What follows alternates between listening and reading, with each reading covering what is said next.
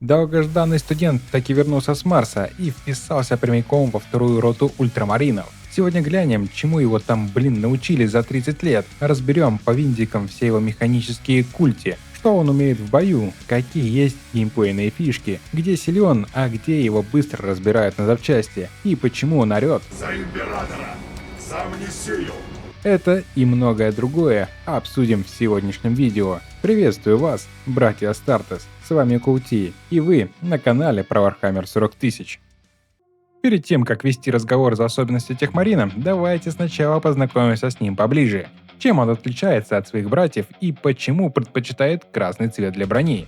Если коротко, то это инженеры, которые обслуживают оружие, броню, технику и тому подобное. Также они готовят... Да нет же. Они готовят боевые машины к битве с помощью ритуалов, разжигая гнев духа машины. Кроме того, они сами являются полноценными боевыми единицами, что мы собственно и видим в нашей игре. Так как Adeptus Astartes становится технодесантником. Орден выбирает перспективных ребят, которые шарят в технике и отправляет на обучение в универ Механикус. 30 лет учебы на Марсе, 30 гребаных лет. Жрать пыль, молиться на тостер и слушать лекции скрипучих техножрецов о том, как правильно возбудить дух Болтера. По окончанию универа Техмарину присваивают сан инженер-механик первой категории и вручают палку-копалку. Отмечая все это дело с корешами, нередко на утро просыпается с аугментированными частями тела. Чаще всего вместо органической руки ставит себе высокотехнологичный протез, чтобы лучше чувствовать машины.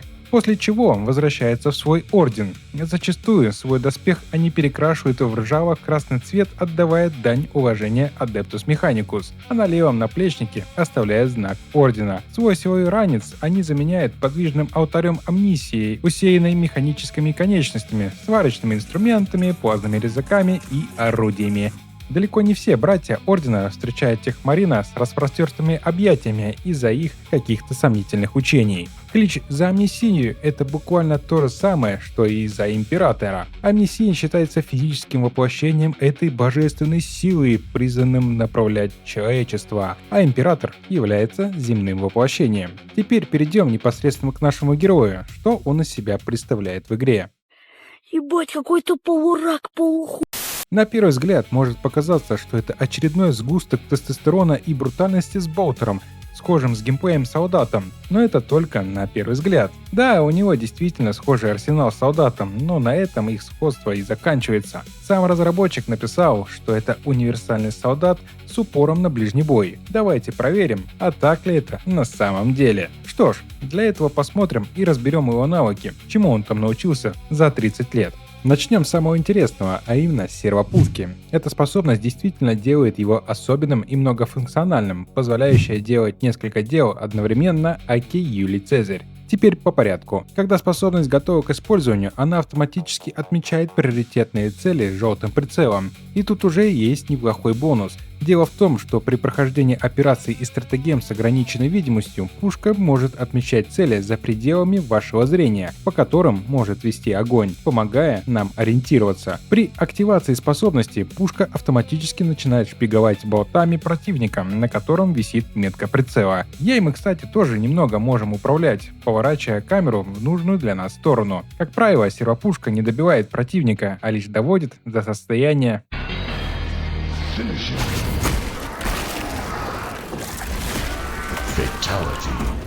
Не дожидаясь окончания ульты, можно ее деактивировать повторным нажатием, подобно силовому щиту у поддержки. И вот еще один момент про активацию ульты. Ее можно применить в момент любой анимации и даже при добивании. Только во время уворота и оглушения от ударов данная опция заблокирована. Откат у данной способности не сказать, что прям уж и долгий, и составляет примерно Минут 10, 15, минут 5, 10, 5, 4. 83 секунды. Помимо всего прочего, технодесантник благодаря данной пушке выполняет крающий выстрел, не отвлекаясь от дел насущных. Эта механика меняет привычный геймплей, в отличие от остальных классов, где лучше 100 раз подумать, прежде чем выполнить крающий. Технодес не пренебрегает такой возможностью. Таким образом, перед нами открываются новые возможности.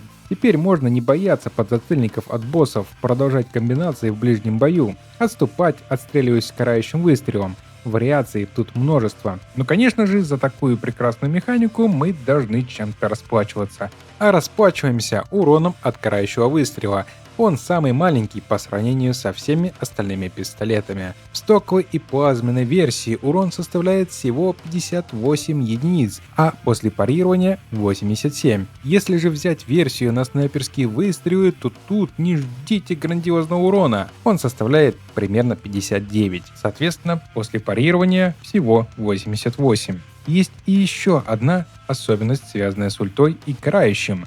Пока активна наплечная турель, то все карающие выстрелы делает сам технодесантник, и урон здесь уже будет зависеть от конкретного пистолета. Надо всегда помнить об этом, ибо можно заиграться и получить нежелательный урон. Раз уж начали разговаривать про ульту технарям, то тогда сразу пройдемся по всем его перкам, которые с ней связаны. В таком состоянии сервопушка представляет из себя скорострельный болтер, который за выстрел снимает примерно 16 урона и съедает 4% от ульты. Таким образом, за полную полоску ульты пушка способна сделать 25 выстрелов и суммарно нанести 400 урона, которого не хватает даже на особого противника, так как у них больше 500 хп.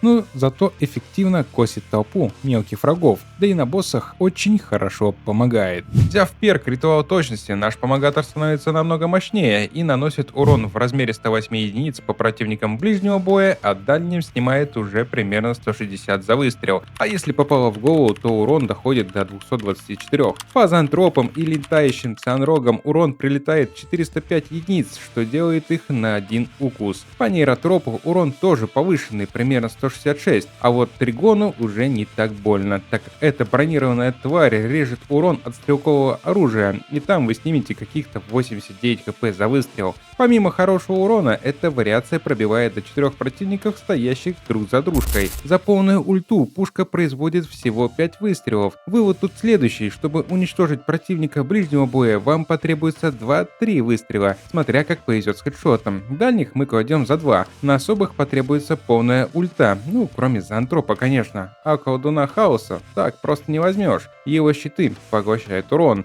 так же как и тираниды-воины, прикрываясь мечами. Данная вариация отлично подходит для устранения стрелковых врагов и чтобы быстро выключить особого противника. Ну и понятное дело, на боссах тоже не брезгуем, особенно против нейротропа. Плазменная пушка требует отдельного подхода к геймплею, сейчас вы поймете, о чем я. Для начала быстро пробежимся по характеристикам. За один выстрел данная пуколка снимает 32 хп по врагам ближнего боя, а дальним наносит 48. За полную ульту совершает 10 выстрелов. Повышенного или пониженного урона по отдельно взятым врагам на примере зоантропа не имеет, в отличие от болтерных представителей. Урон всегда одинаковый. Есть еще одно существенное отличие, которое состоит в том, что сгусток плазмы летит очень медленно по сравнению с реактивным болтом, и прытким тиранидам не составит труда увернуться от этого. Если же предыдущая версия пробивала врагов, стоящих в одну колонну, то плазма наносит урон по области в радиусе 4 метров. Ну и, конечно же, по всем стандартам плазменного оружия враг отбрасывается назад. Исходя из этих особенностей, мы понимаем, что плазма очень эффективна против массовок на ближних и средних дистанциях. А вот тратя ее на пару противников, которая стоит далеко от вас, не самая лучшая затея. Есть риск промахнуться и потратить ульту впустую. Теперь настало время поговорить о дополнительных навыках, которые в свою очередь тоже очень сильно меняют геймплей. Сразу же переместимся к особым. Именно они меняют любую вариацию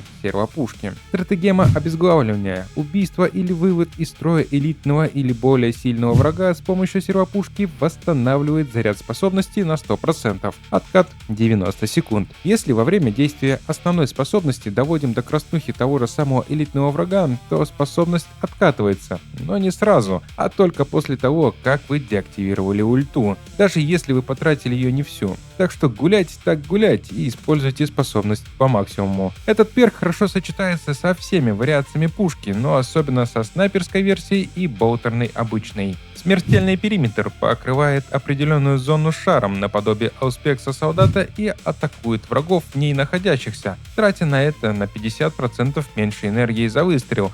будет действовать, пока не отменишь или же не закончится способность. Плюс этого перка очевиден, так как выстрелов будет в 2 раза больше, соответственно и урона. На этом плюсы заканчиваются, а вот минусов намного больше. Во-первых, область поражения врагов очень сильно ограничена, и как правило всей толпой враги там находиться не будут, а скорее наоборот, или вовсе поставишь не туда, куда планировал, так как в отличие от ауспекса солдата, она не подсвечивает юнитов, которые попали в область действия. Во-вторых, пока она действует, карающие выстрелы персонаж делает сам, тем самым лишний раз подвергая себя риску. И в-третьих, чем дольше висит эта зона в надежде на то, что сейчас в нее кто-то зайдет, тем сильнее вы отодвигаете возможность откатить способность и применить ее вновь. Даже если вы решите поиграть с этим навыком, то ни в коем случае не берите плазму, так как она очень сильно отталкивает врага и он быстро окажется вне зоны поражения. Лучше всего сочетается со снайперской версией. Урон с выстрела довольно большой, и теперь вместо 5 выстрелов производит 10, что уже переваливает за 1000 урона, тем самым помогая быстро вывести боссов, а особенно нейротропа. Несмотря на хейт этой способности с моей стороны, снайперская версия серворужья в синергии с этим перком имеет огромный огневой потенциал. Вся проблема заключается в реализации. Взяв перк «Ярость Амнисии», пушка поджигает врага при каждом выстреле, нанося периодический урон в размере 17,5 единиц в течение примерно 6 секунд и замедляет противника, пока он горит. Исходя из логичной логики, мы понимаем, что чем дольше мы стреляем по врагу, тем дольше он горит, а значит и урона больше. А вторая цель – поджечь как можно больше врагов за время действия ульты. Это наталкивает на мысль, что с этой задачей справляется обычная болтерная версия, но еще лучше плазменная. А вот снайперская версия здесь теряет свой потенциал и профита очень мало. Геймплей здесь следующий, далеко не всегда нам нужно сливать всю ульту. Основная задача – поджечь. В основном играет следующим образом. Увидел врагов, немного пострелял из пушки и поджег основные цели, чтобы они получали периодический урон и замедлялись. После чего деактивируем и дожидаемся отката. Если потребуется, повторяем данную процедуру. С этой задачей на 5 с плюсом справляется плазма, так как она наносит урон по области. Соответственно и поджигает сразу несколько целей с одного выстрела. Против боссов имеет замечательный эффект и наносит огромный урон замедлением. Здесь я предпочитаю не сдерживаться и жарить по полной.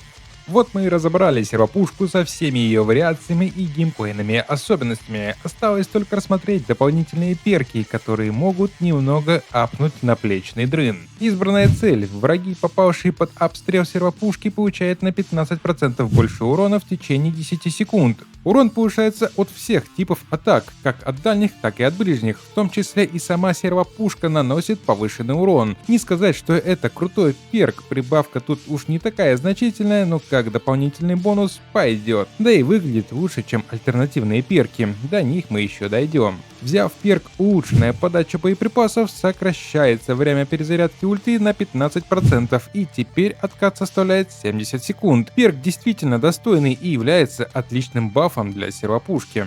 Что нельзя с такой же уверенностью сказать про перк «Стратегический выстрел». С ним сервопушка игнорирует мелочь и увеличивает урон на 20% на расстоянии более 20 метров. Единственная подходящая вариация к этому перку – ритуал за точность, так как там урон за выстрел 108 единиц и прибавка в 20% будет очень хорошо бафать урон. Да и количество выстрелов очень сильно ограничено по сравнению с другими вариациями. Здесь каждый выстрел на вес золота, и не хотелось бы его тратить на всякую мелочь, а данный перк решает эту проблему. В целом, это все перки, которые как-то усиливают основную способность, но еще существуют перки, которые непосредственно бафают персонажа при применении ульты. О них мы поговорим немного позже. Сейчас же пришло время потрещать за стартовый навык, позволяющий технарю активировать турель Тарантул. Все же не зря Технодес учился 30 лет на Марсе, активировать турели – это его призвание. У него настолько отличный нюх, что может учуять турели даже за текстурами чуть ли не на другом конце карты. А знаете, почему только он может их активировать? Может потому, что его научили этому техножрецы? Нет? Или может он может чувствовать и общаться с духом машины? Тоже мимо. Это все потому, что только у Техмарина есть дополнительная культя на рюкзаке. Именно ей он нежно херачит по турели с важным видом, имитируя бурную деятельность, будто он что-то там возбудил. Oh, you touch my tra-la-la. My ding-ding-dong. Вернемся ближе к теме. По традиции обсудим характеристики, а далее поговорим о том, что она вообще из себя представляет. Тарантул наносит 12,5 урона за выстрел и совершает 188 выстрелов, нанося суммарный урон в районе 2346 единиц. Это ебать как до хрена. Для наглядности у Хеллбрута и Корнифекса 3250 хп. Выводы делайте сами. При всем этом пуля пробивает два врага, стоящих в линию. Турель имеет 200 хп. В целом этого достаточно, чтобы сдерживать натиск элитных врагов под вашим прикрытием. Но если заспаунился босс и вам приходится отступать, то будьте готовы, что паука раздает в считанные секунды. Уход из жизни не проходит бесследно. Напоследок она взрывается, нанося 44 урона в небольшом радиусе и заденет только близстоящих врагов. Так как же это все происходит на поле боя? Активировав турель, она начинает автоматически вести огонь, переключая внимание врагов на себя, давая вам возможность отступить или разваливать с ней в унисон, а приоритет на более сильных врагах. В отличие от сервопушки, которая доводит только до краснухи, турель же не успокоится, пока полностью не агилирует супостата, только потом переключится на другую цель. Если она отстреляла весь свой боезапас, то турель деактивируется, издавая специфический звук и требует повторного ритуала пробуждения. Мне каждое утро приходится делать этот ритуал, а тут еще и в игре. За свою недолгую, но яркую жизнь турель способна выдать кучу урона и перевернуть чаши весов в вашу пользу, так что не стоит ей пренебрегать и лучше активировать как можно раньше. Но как говорится, дьявол кроется в деталях. Как бы все красиво не выглядело на бумаге, но реальность такова, что зачастую проку от нее не так много, как хотелось бы. Сие чудо инженерии спавнится на карте в заботливо прописанных разработчиком рандомных местах, и эти места не сказать, что удачные.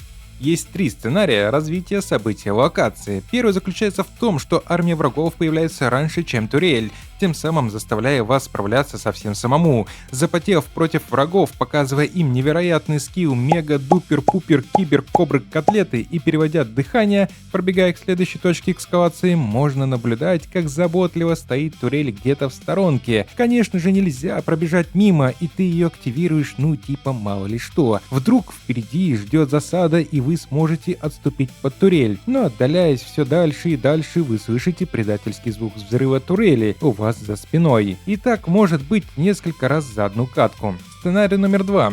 Вам нереально повезло, и турель находится в локации, где сейчас будет жесткое порево. Заранее подготавливаясь к теплому приему, вы, сверкая пятками, бежите к турке, но подбежав, вы видите удручающую картину. Эта херня стоит в таком богом забытом месте, что прострела практически нет, и чтобы она хоть как-то вам помогла, надо вести весь этот хоровод специально к ней. И только в третьем сценарии вы действительно кайфуете от этой механики. Зачастую это происходит на открытом поле, где простреливается абсолютно все. А если еще и босс появился и турель полностью по нему отработала, то можно вытирать слезы счастья. Важно будет упомянуть, что турелей нет на финальных боссах, что является эдак сильным минусом, так как персонаж теряет одно из своих преимуществ. Но справедливости ради, в недавнем патче 13.0 их добавили в режим осады.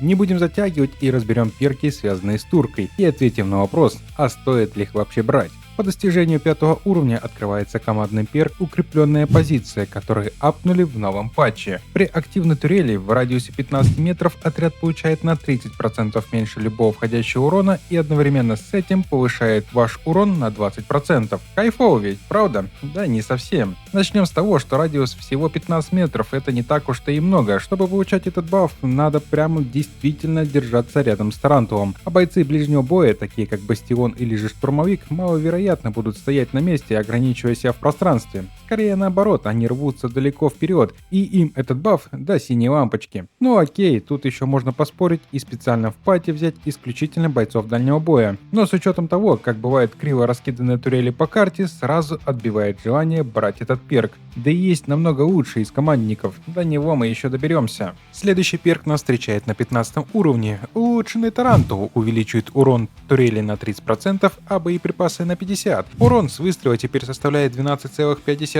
единиц, а благодаря увеличенному боезапасу так еще и стреляет намного дольше. С этим перком турка выкашивает все живое, невероятно облегчая нам жизнь. Промежуточные боссы лопаются как орехи, не успев толком что-то сделать и не представляют из себя особой угрозы.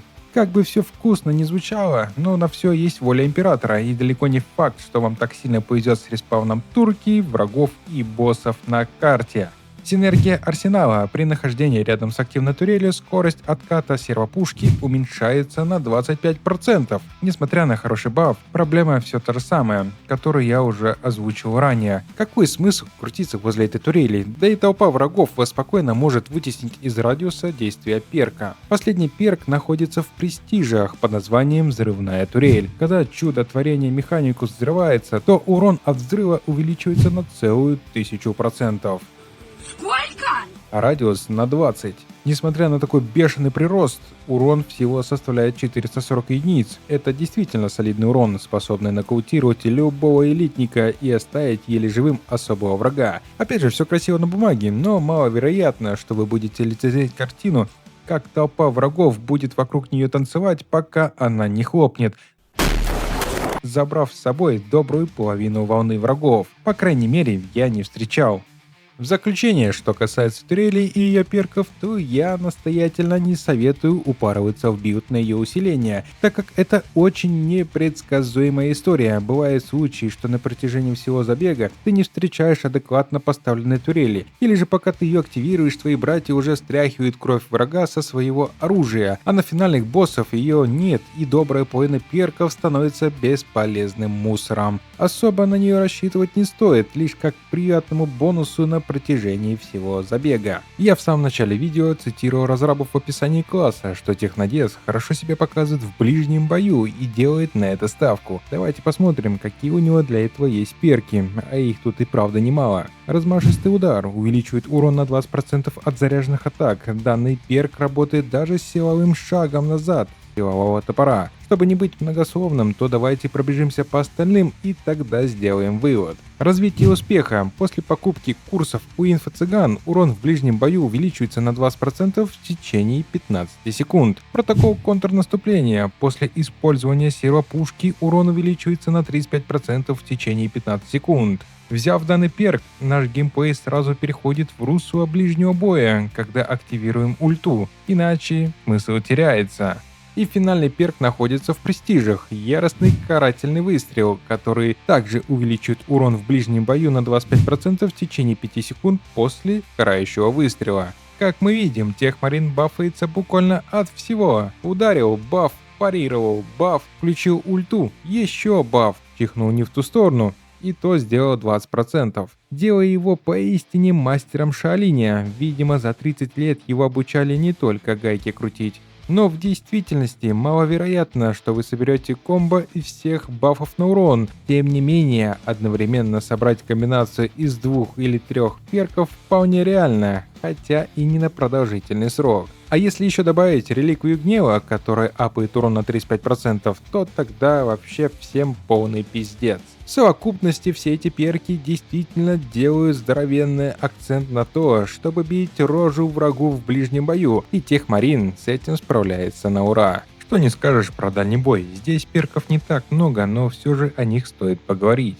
Взрывная анфилада увеличивает урон на 15% после применения снаряжения на 10 секунд. Подробнее про этот перк я расскажу чуть позже, как и с чем его сочетать. Дальнобойный залп. Урон в дальнем бою на расстоянии более 20 метров увеличивается на 25%. Бонус, конечно, приятный, но вот условия немного портит картину. Точнее, тут как повезет. Если против вас в основном спавнятся бойцы ближнего боя, то тогда этот перк бесполезен. Итак, чисто для информации, для сервопушки этот перк не работает. работает. В Престиже также имеется замечательный перк «Цепной выстрел в голову», который разгоняет урон по голове. Максимальная прибавка 15%. В совокупности эти перки безусловно поднимут урон в дальнем бою, но не сказать, что прям уж намного по сравнению с ближним боем, где прибавка будет намного существенней. Основную массу перков мы уже разобрали, но наш фрукт не так прост. Это разносторонний персонаж, на него можно собрать, так сказать, билд гренадера. Задумка интересная, но очень малоэффективная, сейчас поймете, о чем я. Немного ускорим процесс, я вывел все перки на гранаты, которые есть у технаря. Их и правда немало, а в совокупности гранаты должны стать чем-то действительно устрашающим. Но как ты не старайся, Сайрексом тебе не стать.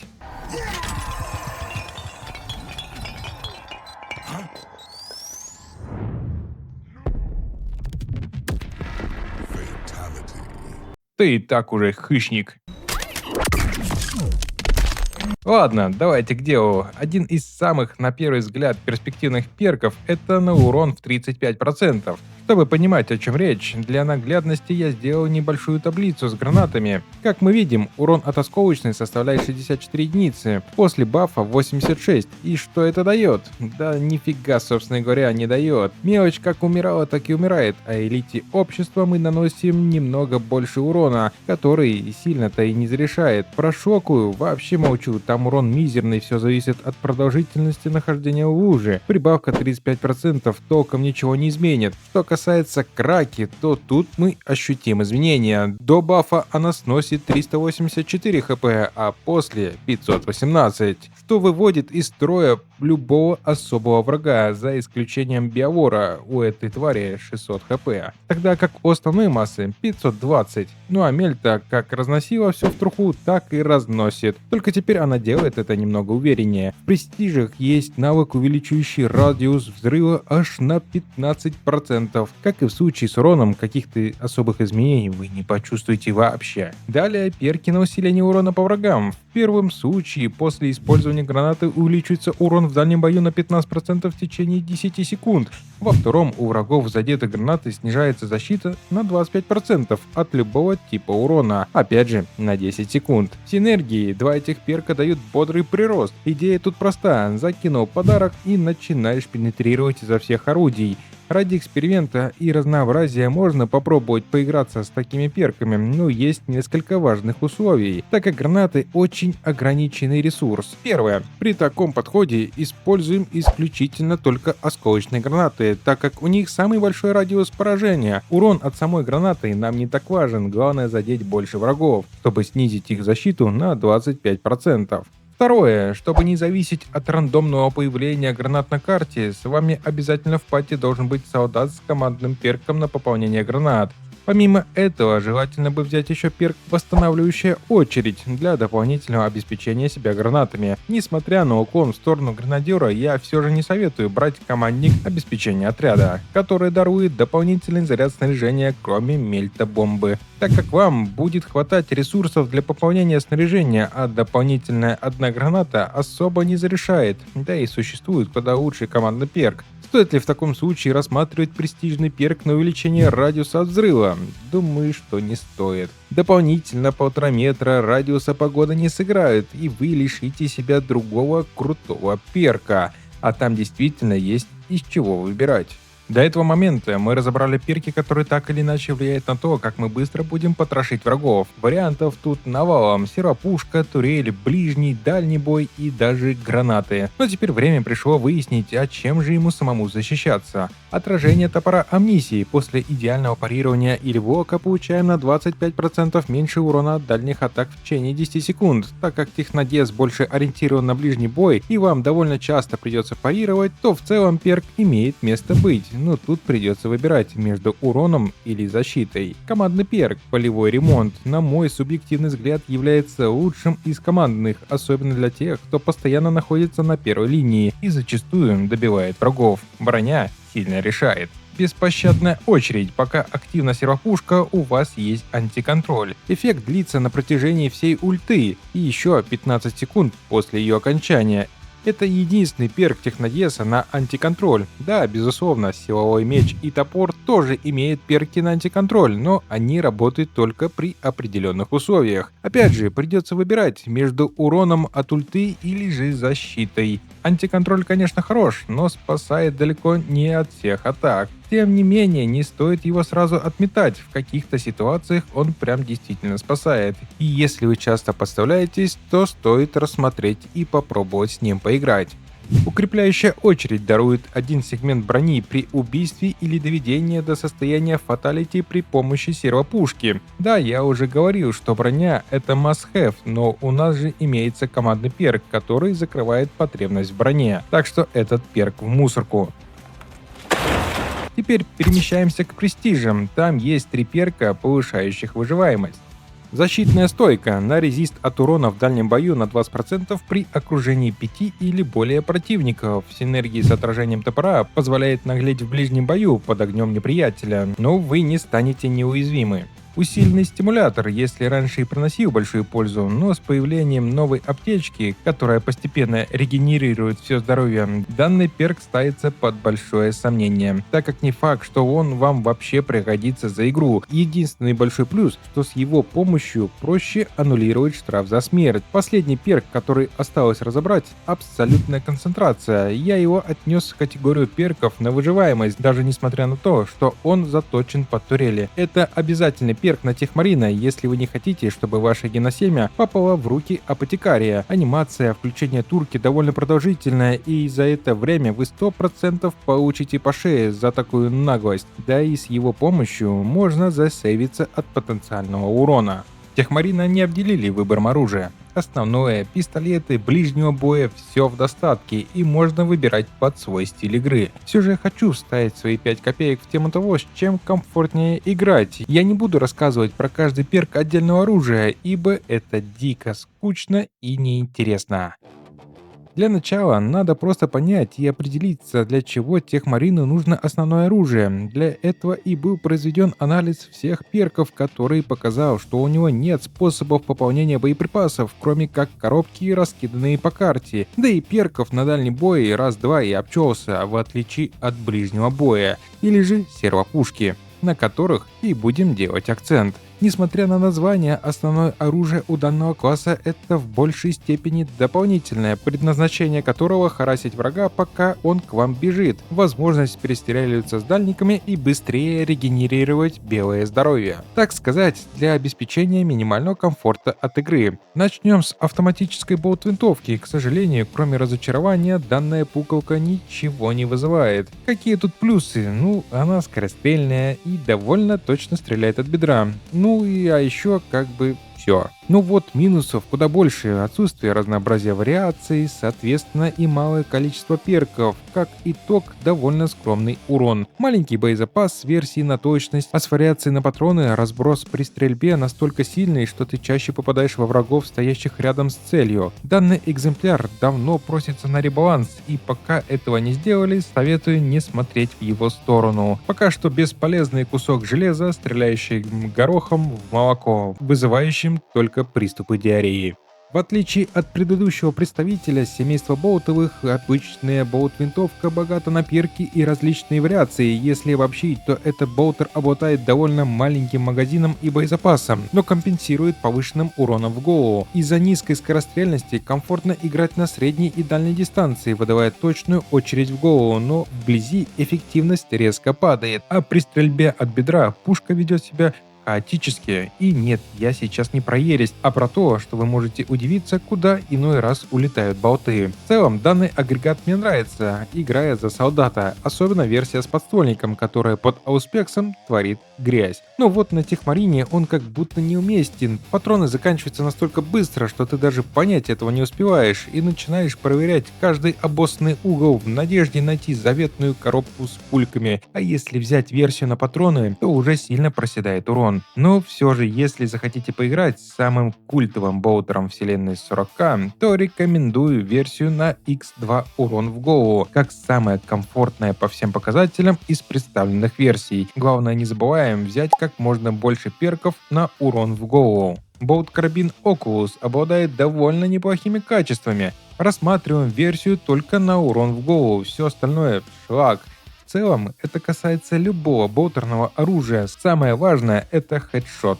Пройдемся по плюсам. Хороший урон в голову, высокая скорострельность, отличная точность от бедра и в режиме прицела, что позволяет работать этим оружием на любых дистанциях, зажимая противника потоком реактивных снарядов и в некоторых ситуациях размениваться по ХП. Но проблема все та же, небольшой боезапас, да и перки на урон зависят от определенных условий. Но все же стоит попробовать, особенно на контрасте с болт-винтовкой, которая кажется мощной, но душной, а Oculus менее дамажным, но драйвовым. Тяжелая болт-винтовка является эдаким пулеметом в игре, способным зажимать противника на средней и ближней дистанции. Из представленных реликтовых версий самая удачная для Техмарина является на патроны, тем самым закрывая основную проблему служителя Марса – недостатка патронов. Если же говорить о характеристиках и геймплейной составляющей, то данная пушка не обладает большим уроном в голову по сравнению с ранее представленными болтерами, компенсируя это довольно хорошей скорострельностью и самым большим объемом магазина, а неплохая точность уберегает от расточительства патронов. Несмотря на низкий базовый показатель урона в голову, все же в перках собираем билд именно на хедшот. В патче 12.0 добавили новую геройскую версию вместе с Техмарином. Данная версия обзавелась подствольником, как и у обычной болт-винтовки версии ГП. В таком раскладе боезапас существенно падает, что требует отдельного внимания при выборе перков, тем самым поднимая количество гранат до 11 штук в подствольнике. В обычном режиме стрельбы по сути все то же самое, за исключением чуть худшей точности. Подствольник же снимает 75 урона за выстрел, выводя из равновесия на пару секунд. В отличие от солдата, который с максимально прокачанным ауспексом наносит бодрый урон боссам, Техмарину не стоит тратиться на подобный мув. Урона как у солдата вы не увидите, в основном подствольник используется для нанесения урона по толпе и как источник быстрого восстановления оспариваемого здоровья. Плазменный мусоросжигатель является самым неудачным вариантом для марсианина. Во-первых, основная играбельная версия — это на скорострельность, чтобы как можно быстрее заряжать выстрелы, в противном случае придется потратить на это много времени и порой быть отпизженным. Во-вторых, за это расплачиваемся общим объемом плазмы, которого и так немного, а если учесть, что урон в основном только от заряженных выстрелов, которые тратят на это 8 единиц энергии, вы рискуете остаться нищим бомжом после же первой стычки. В-третьих, взяв престижный перк на урон в голову от болтеров, вы уже исключаете плазму из своего списка, так как хедшот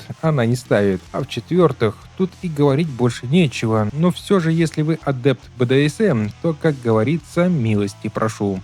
Подводя итог, то для техноденсера топ основного оружия выглядит следующим образом. Топ-1 — это тяжелая болт-винтовка на патроны. Топ-2 — это же пушка, но с подствольником. Третье место разделили между собой Oculus и обычный болтер с версиями на хедшот. Остальное только для поклонников солнышистов, которым страдания и боль в сладость. Несмотря на многообразие представленных пистолетов, заморачиваться с выбором особо не стоит. Нам здесь не важен урон скрающего, так как вместо нас это делает он. Поэтому пистолет как план Б, когда закончились патроны основного оружия. Самые эффективные — это болт-пистолет на урон, тяжелый болт-пистолет на урон или же героический для того, чтобы сбивать призыв. И, конечно же, плазма на скорострельность, как источник быстрого отхила и хорошего урона от заряженных выстрелов. С Мельты и Инферно я не бегаю, так как не вижу в этом большого смысла. Тут, конечно, выбирайте сами, но я голосую в сторону плазмы и особо не заморачиваюсь, так как это самое универсальное решение. И ХП восстановит, и урон приличный, из заряженного выстрела также сбиваем призыв. Единственный минус — это боезапас. В патче 13.0 добавили новую героическую версию плазмы. Теперь этот карманный гранатомет с ебейшим уроном выносит все живое в округе, но с долгой зарядкой и охлаждением. Обычных выстрелов нет, только хардкор. В данной вариации его лучше использовать перед началом битвы, сделав залп по толпе. Основная масса сдохнет, а уцелевших расстрелять. Оружие ближнего боя — это основной источник нанесения урона. Для этого есть все необходимые ресурсы. Главное, не забываем взять версию на отражение или же баланс, чтобы не похерить основную геймплейную особенность с карающим выстрелом. Кстати, немного поговорим про версии оружия. Я в предыдущих роликах говорил, что баланс лучше всего не трогать из-за его сложного парирования, но с последними апами на урон она стала значительно превосходить версию на отражение, и разница уже ощутимая. Так что, дорогие мои, советую вам постигать искусство фехтования для поднятия профита в игре. Теперь перейдем непосредственно к каждому представленному здесь экземпляру. Боевой нож является средством для зажима одиночного противника быстрыми сериями легких ударов. Его тяжелые размашистые атаки довольно медленные, а урон примерно тот же, что и от легких. Единственное различие, что они цепляют больше врагов, но это не делает его эффективным против толпы по сравнению с другими оружиями ближнего боя. Единственная играбельная версия — это героическое на отражение, серебряный клинок. Да, скорость атаки тут самая маленькая, но его фишка в том, чтобы избегать затяжного ближнего боя. Как бы это ни звучало, его героический перк прерывает комбинации врагов с первого же парирования и наносит небольшой урон, тогда как остальному оружию требуется парировать конкретную атаку. Подробнее я рассказывал об этом в своем ролике про ближний бой, ссылку оставлю в описании под видео. Но расплата за такой читерский подход меньшим окном парирования, примерно как с версиями на блок. Такое ведение боя требует отдельного подхода при выборе перков персонажа, делая упор на дальний бой и защиту. Силовой меч – довольно универсальное оружие, которое эффективно как против одиночных противников, так и против толпы. Имеет два режима работы. Первый на быстрые удары по одиночной цели, а во втором режиме удары становятся медленнее, но размашистые, задевая большее количество врагов, опрокидывая мелочь и открывая карающий для пополнения брони. Урон, кстати, и в том режиме одинаковый. Его заряженные удары наносят приличный урон на небольшую дистанцию по прямой линии. Помимо этого существует еще один интересный удар, который не относится к заряженным. После любого удара из комбинации легких или тяжелых, в целом неважно, делаем небольшую паузу, после чего персонаж встает в стойку и при нажатии кнопки удара выполняет красивую комбинацию, нанося приличный урон по области. Лучше всего для Техмарина подходит героическая версия, где заряженные удары имеют больший урон на 20% и увеличивается область поражения, так как это отлично синергирует с его перком на заряженные удары. Эти атаки являются нашим основным источником урона и наносят примерно 120 хп за удар, а таких у нас 2. Геймплей тут довольно простой. Отразили атаку, затем легкий удар и далее два заряженных параллельно с карающим выстрелом. Этого хватает на любого элитного врага, а особым сносит больше половины хп. Для нанесения урона по области с удара вихря обязательно берем перк на антиконтроль, так как у персонажа его толком нет. Точнее есть, но он работает только при активной ульте. Брать перки на увеличение комбо бессмысленно, поверьте, вам не дадут размахивать шашкой наголо и быстро накажут за такую дерзость. На мой субъективный взгляд, силовой топор – одно из самых сильных оружий ближнего боя в игре, и все благодаря его уникальной механике – силовой шаг назад. Как это работает? После идеального парирования или блока персонаж входит в силовую стойку. Если зажать кнопку атаки, он делает шаг назад и наносит мощный удар по области перед собой. Этот удар прерывает вражеские комбо. Теперь не нужно ждать, пока тот же самый равенер закончит свою анимацию. Можно просто влупить ему в ответ. Это подталкивает вас к агрессивному стилю, который отлично подходит для Техмарина. Важное уточнение: силовой шаг назад считается заряженной атакой, поэтому он сочетается с перком размашистый удар и наносит порядка 140 урона. А если добавить карающий выстрел, можно выдавать по-настоящему дикие комбинации. Быстрые размашистые удары при этом отлично косят мелочь. В перках делаем упор на урон и область поражения от силового шага назад. А вот прокачка крающего выстрела нам не интересна. Сервопушка и так наносит им небольшой урон, и прибавка будет соответствующе мизерной. Героическую версию топора я не рекомендую из-за типа защиты блок. Вы лишаетесь главного преимущества – возможности нормально парировать и использовать карающие выстрелы. Наконец мы добрались до эксклюзивного оружия для данного класса. Так как оно относительно новое, то на нем бы я хотел остановиться немного подробнее. Это тяжелое двуручное оружие с медленной анимацией легких ударов, которые нам, кстати, и нафиг-то не нужны. Вся фишка данного оружия в его заряженных атаках, будто из нейтрала Аки-копьеносец бежим вперед, снося мелочь на своем пути, или же втыкаем топор и вспахиваем землю. До геймплея еще доберемся. Давайте для начала рассмотрим перки.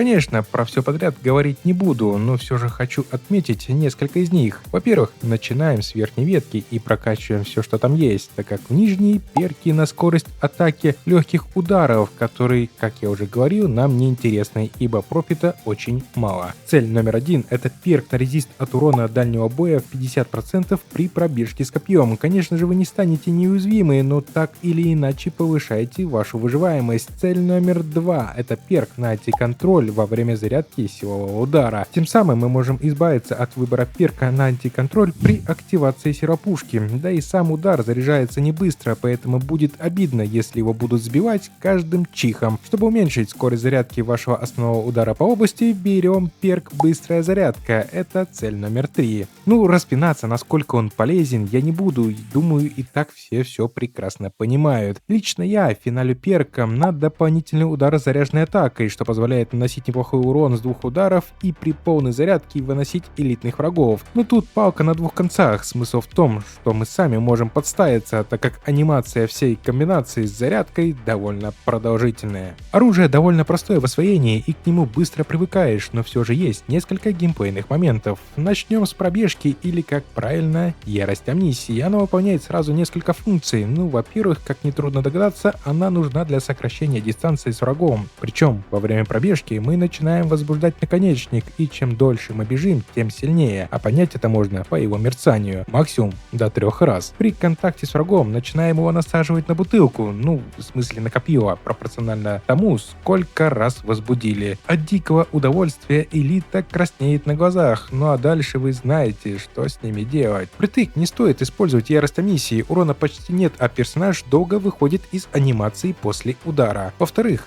словно паровоз, ты сбиваешь всю мелочь на пути, открывая карающий выстрел, и таким способом можно быстренько восстановить броню. В-третьих, во время пробежки, нажав кнопку удара, техмарин прыгает с копьем вперед, нанося удар по небольшой области, но урон, как и от самой пробежки, незначительный. И, наконец, в-четвертых, с копьем наперевес, марсианин бежит немного быстрее своих братьев. И, конечно же, не забываем про перк, который увеличивает резист на 50% от дальних атак. Комбинация легких ударов — это самое бесполезное, что вы можете делать с этим оружием. Анимация долгая, а урон примерно в 30 единиц с каждого удара, поэтому только заряженные атаки. Тем самым новое оружие хорошо сочетается с особенностями геймплея техмарина, делая его чуть бы не лучшим выбором, но все же я настоятельно рекомендую попробовать поиграть с силовым топором или мечом.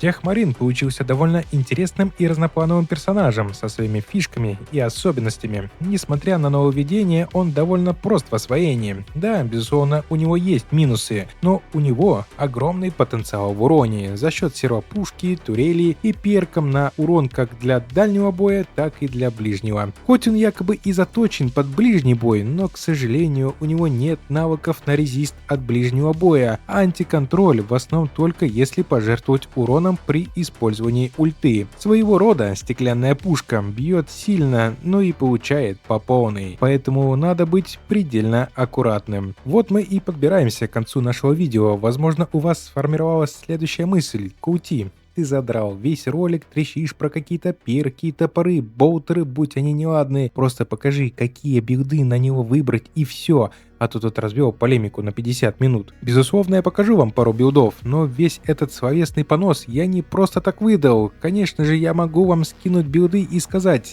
делай только так, а если нет, то ты конченый дегенерат, который ничего не понимает в этой жизни, и лучше удали игру и не мешай True Hard No Steam No Relic пацанам играть. Лучше вон в Тетрис или в Тамагочи рубись. Этот гайд, как и все прочие, даже у других блогеров, нужен только для того, чтобы вы начали разбираться во всем этом безобразии. Это всего лишь путеводитель, но направление выбираешь ты сам. Не бойся ошибаться и экспериментировать, и это касается не только игры. Спасибо, что вы были со мной до конца. Отдельный респект тем, кто заглянет на Бусти. Нет, там нет платных гайдов и не будет. Все, что я умею, я выкладываю бесплатно. Просто там можно почитать лишнее, посмотреть закулисье. Но если вдруг захочется сказать спасибо, есть кнопка подписки. Я ничего не продаю.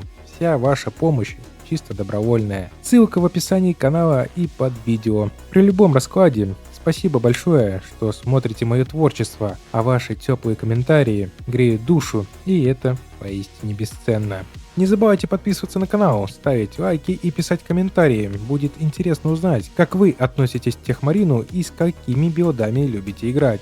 На этом все. Паук с канала Вещалка УТИ. До новой связи.